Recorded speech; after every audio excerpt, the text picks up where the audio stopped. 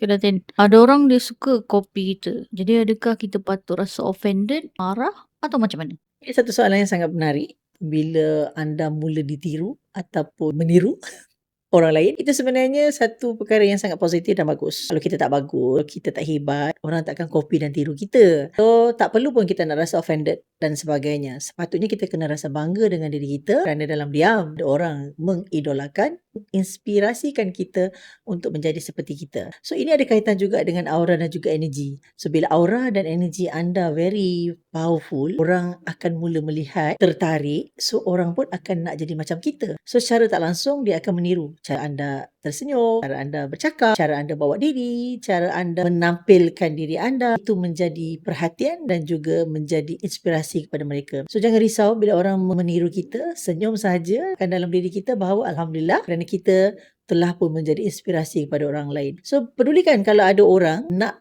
tiru style kita, lepas tu kita nak rasa risau dan sebagainya. Jangan risau. Orang boleh tiru tetapi dia tak boleh jadi macam kita. Orang boleh nak buat seperti mana kita buat tapi takkan sama macam kita. So why we worried? Sepatutnya kita kena rasa bangga dan juga kita kena rasa berterima kasih dan bersyukur kerana aura dan energi kita sangat power sehingga orang lain cuba meniru kita. Pastikan kita kena sentiasa menjaga aura dan juga energi kita, sentiasa berada dalam tahap dan mood yang sangat tinggi dan positif. Jaga niat, jaga aura, jaga energi. InsyaAllah, ingat aura, ingat di IG.